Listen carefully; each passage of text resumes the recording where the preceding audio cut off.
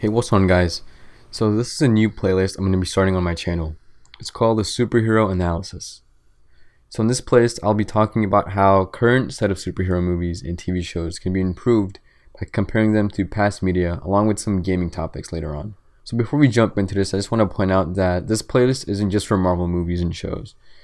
Even though the thumbnail is all Marvel, I will be talking about DC comic movies as well. So for episode 1 of this series, we'll be talking about the problems with modern superhero movies. I'll be breaking this down with the filmmaking knowledge that I have and show you guys why some of the older superhero movies still strive today over the newer releases. So what really makes older superhero movies better than modern versions? To really understand the difference, we need to understand 3 things. The first one is personal versus global conflict. The second one is stakes/predictability. And the third one is villains. So let's start with personal versus global conflicts. Now, what does that mean exactly? So personal conflicts means a conflict that affects the character on a personal level. For example, something that's taken away from our hero or some life-changing choice that the hero has to make. A global conflict is a conflict that affects the city that the hero lives in, the planet that he lives on, the universe that the hero or heroes live in. And a great example of a movie that has a strong personal conflict is Sam Raimi's Spider-Man 2, the one from 2004. By now I'm sure everyone has seen this movie.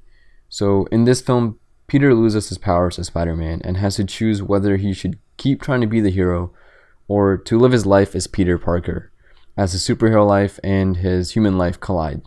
Personal conflicts not only make us care more for the character, but also make them more relatable to us. An example of a global conflict is in Avengers Age of Ultron, when the Avengers have to stop Ultron from destroying/taking over Sokovia. The problem with global conflicts is that they can only be done so many times before they become a cliche. Look back at global conflict movies from when the Avengers came out. Back then it was absolutely amazing.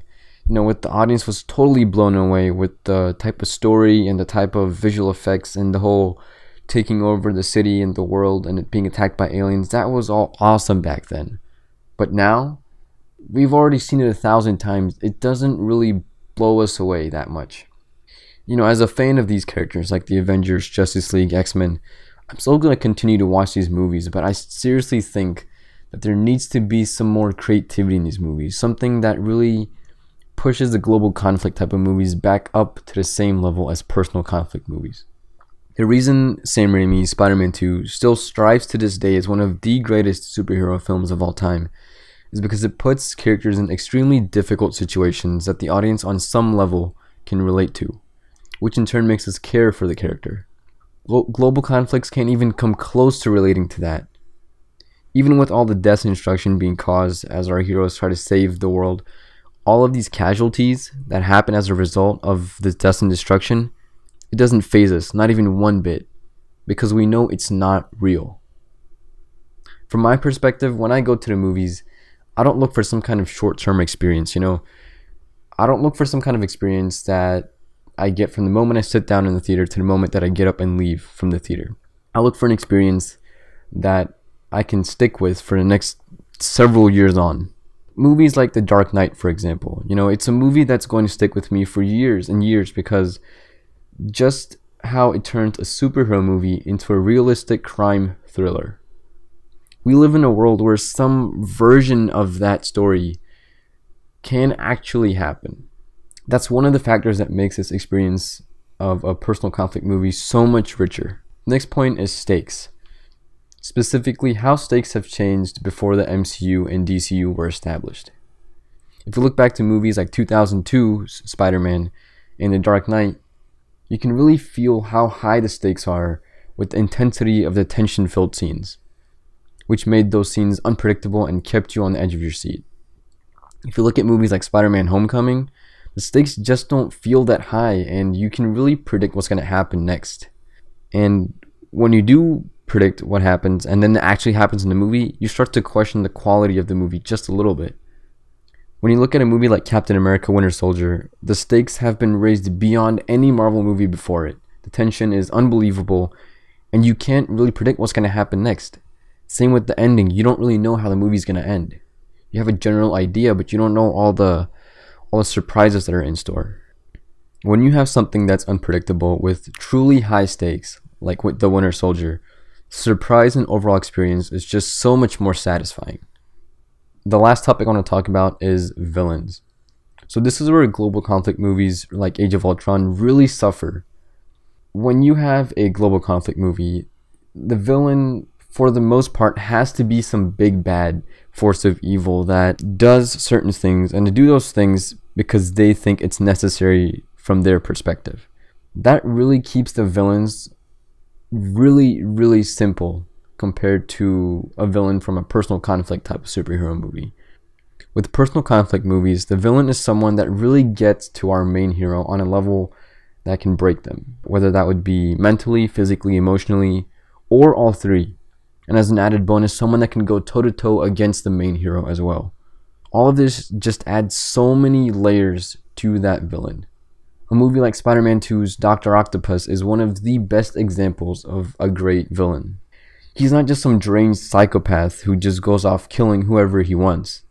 His whole motive of trying to right his wrongs are what really push him forward. He's a complex force of evil that affects both Peter and Spider-Man halves of the character. Otto Octavius is someone that Peter looked up to and respected, but as Dr. Octopus, Spider-Man has to stop him even after knowing the man in front of the mechanical arms. It puts Spider-Man in a really difficult position, as he isn't just fighting some crazy supervillain. He's also fighting a good man who's been taken over by his personal demons, literally. And to add a final touch to that character, Doc Ock goes from a city-destroying supervillain to a self-sacrificing redeeming hero. You can't get any better than this villain. You really can't. The only other one that even compares is Heath Ledger's Joker. Both Heath Ledger's Joker and Alfred Molina's Doc Ock, they've been set down as the benchmarks for how all villains are rated and measured and how they're supposed to be. In conclusion, modern superhero movies have changed drastically in the past decade, with soon-to-be cliché global conflicts, lowered stakes with predictability, and unrelatable villains. Only a small handful of these modern superhero films can truly be crowned as the greatest superhero movies of all time. But that's all I've got for you guys, just my overall opinion on the problems with modern superhero movies. As I said earlier, by no means am I an expert with filmmaking, so all of these are just my opinion, so feel free to disagree with me, but just don't go off on a rant in the comments section. Let me know what you guys think. Do you agree or disagree with my opinion? Let me know that in the comments down below. If you enjoyed this video, then leave a like. And if you want to see more episodes of the superhero analysis and other superhero content, hit that subscribe button to see more. I'll see you guys next time.